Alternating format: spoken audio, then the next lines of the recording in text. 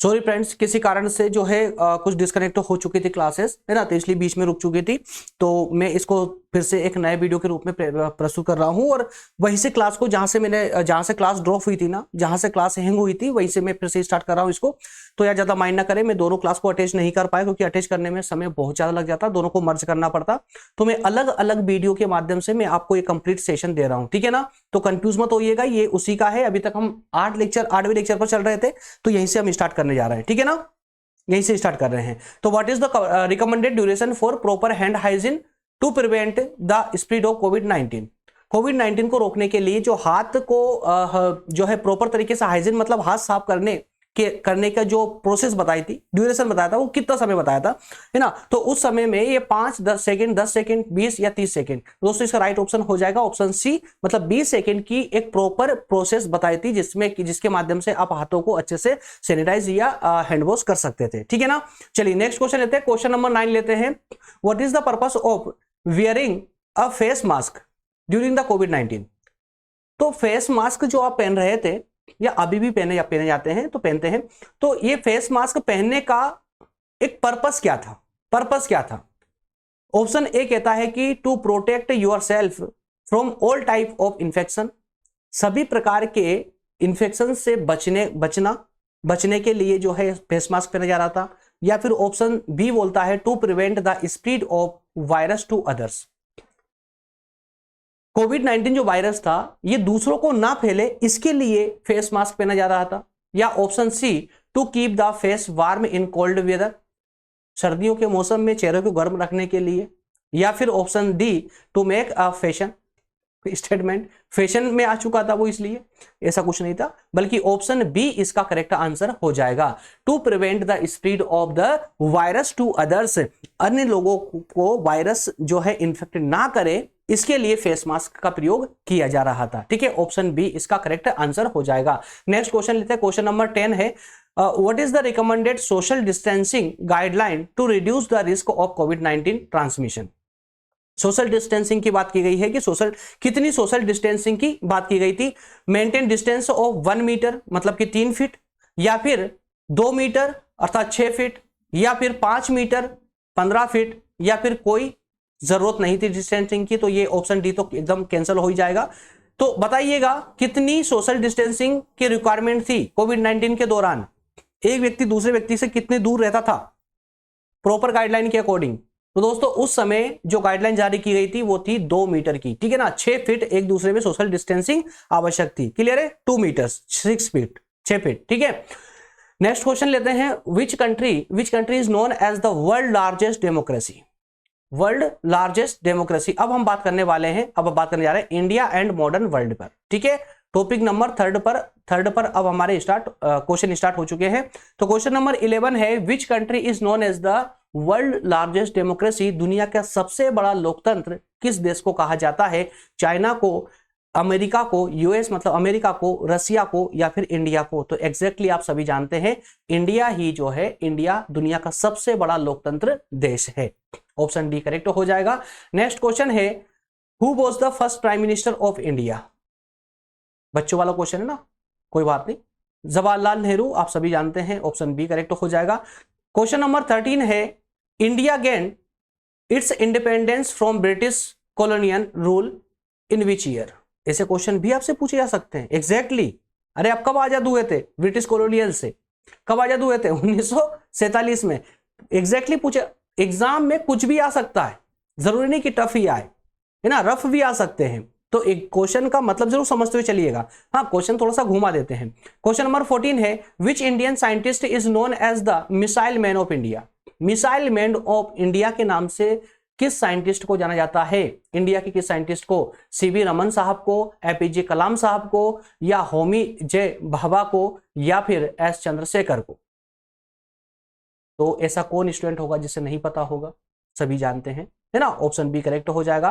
Question number 15 है, which city in India, Bharat का कौन सा शहर है जो सिलिकॉन वैली ऑफ इंडिया के नाम से जाना जाता है। भारत का कौन सा शहर है जो सिलिकॉन वैली ऑफ इंडिया के नाम से जाना जाता है। मुंबई, कोलकाता, बेंगलोर या Chennai. Right option is C, Bangalore ही दोस्तों, कर्नाटक का बेंगलोर ही जो है सिलिकॉन वैली ऑफ इंडिया के नाम से जाना जाता है। नेक्स्ट क्वेश्चन है women's empowerment refers to, women's empowerment, महिला सशक्तिकरण का मतलब क्या है? महिला सशक्तिकरण का मतलब क्या है? चार ऑप्शनों को ध्यान से पढ़िएगा। देखिए option A, women's gaining superiority over man, superiority over man, तो महिलाओं का पुरुषों पर जो है श्रेष्ठ होना, क्या यह महिला सशक्तिकरण है? या फिर ऑप्शन बी कहता है woman taking on traditional gender roles, traditional gender role निभाना, महिलाओं के द्वारा ट्रेडिशनल मतलब कि पारंपरिक लिंग रोल, लिंग भूमिका को निभाना परिवार के अंदर, क्या सिर्फ इसको महिला सशक्तिकरण कहेंगे? ये तो भाई पिछले समय से चला आ रहा है, इसको जरूरत ही नहीं है। ऑप्शन सी कहता है woman having equal right and opportunities as a man, महिलाओं को आज पुरुषों के समान अधिकार और अवसर, समान अधिकार और समान अवसर मिलना चाहिए, क्या यह महिला सशक्तिकरण है, वुमन एम्पावरमेंट है? या ऑप्शन डी कहता है कि woman being confident confined to domestic responsibility, घरेलू जवाबदारियों के लिए कन्फाइंड की गई है, महिलाओं को कन्फाइंड किया जा रहा है, क्या यह महिला सशक्तिकरण है? तो ये सब तो बस खाली दिखावा है, कोई मतलब क्या नहीं है। जो ऑप्शन सी जो कहता है उसको ध्यान से देखिए, women having equal right and opportunities as a man, महिलाओं को पुरुषों के समान अधिकार और समानता देना ही महिला सशक्तिकरण है, अर्थात कि वुमेन्स एम्पावरमेंट है। Option C is a correct option, correct answer. ठीक है, अगला क्वेश्चन है, क्वेश्चन नंबर 17 है, जेंडर इक्वालिटी का मतलब क्या है? जेंडर इक्वालिटी का मतलब क्या है? लिंग समानता का मतलब क्या है? Woman being superior to man, महिलाओं का पुरुषों से सुपीरियर होना, क्या यह जेंडर इक्वालिटी है? नहीं। Man being superior to woman, क्या पुरुषों का महिलाओं से सुपीरियर होना यह जेंडर इक्वालिटी है? तो यह भी नहीं होगा। ऑप्शन सी कहता है इक्वल राइट, देखिए equal right and opportunities for both man and woman, तो महिला और पुरुष दोनों को समान अधिकार और समान अवसर मिले, यही जेंडर इक्वालिटी है। Option C is a correct answer. चलिए नेक्स्ट क्वेश्चन लेते हैं, women's role in the work force has, महिलाओं का कार्य क्षेत्र में, महिलाओं की कार्य क्षेत्र में भूमिका किस प्रकार की है? देखिए ऑप्शन ए कहता है decrease significantly in recent year, पिछले कुछ सालों में महिलाओं की कार्य क्षेत्र में भूमिका गिरी है, ऑप्शन ए कह रहा है। ऑप्शन बी कहता है रिमेंड स्टैग्नेंट ओवर टाइम, तो समय के साथ में जो है, समय के साथ उनकी भागीदारी स्तंभ सी रह गई है, स्थिर हो चुकी है, ना बढ़ी है ना कम हुई है, ऑप्शन बी कहता है। ऑप्शन सी कहता है increase significantly in the recent year, option C कहता है कि वर्क फोर्स मतलब कि कार्य क्षेत्र में महिलाओं की भागीदारी पिछले कुछ वर्षों में बढ़ी है, इंक्रीज हुई है।